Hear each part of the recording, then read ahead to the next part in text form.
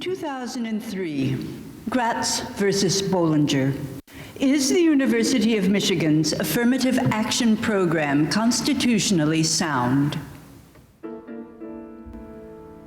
Actions designed to burden groups long denied full citizenship stature are not sensibly ranked with measures taken to hasten the day when entrenched discrimination and its after effects have been extirpated.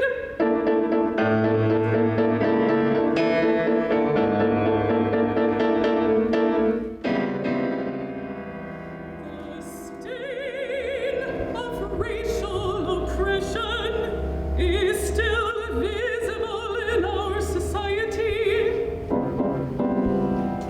and the determination to hasten its removal remains vital.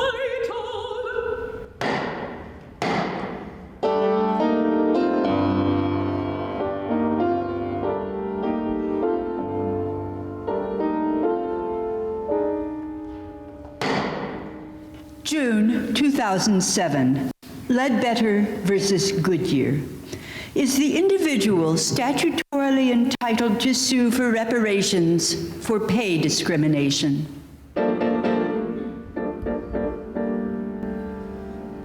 court does not comprehend or is indifferent to the insidious way in which women can be victims of pay discrimination.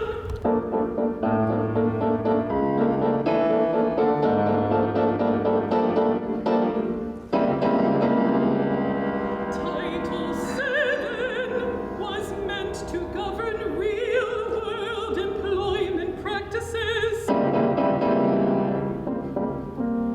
and that world is what the court ignores today.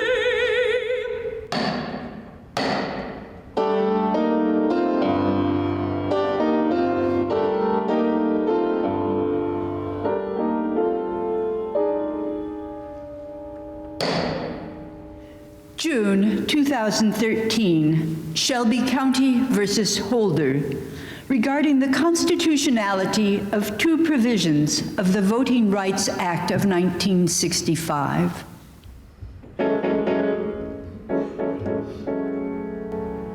Voting discrimination still exists.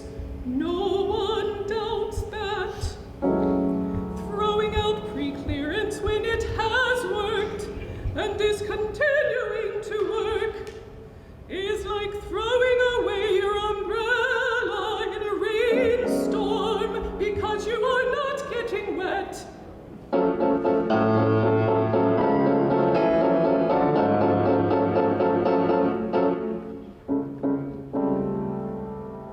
Hubris is a fit word for today's demolition of the VRA.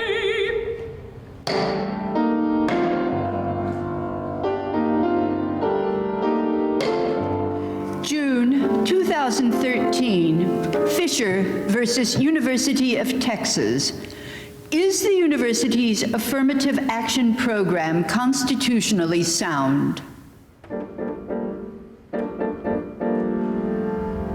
I have said before and reiterate here that only an ostrich could regard the supposedly neutral alternatives as race unconscious.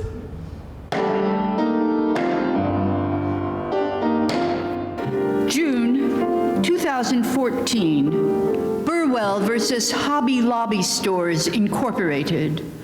Can privately held corporations deny birth control insurance coverage to employees if the owners object on religious grounds? The exemption sought by Hobby Lobby and Conestoga would deny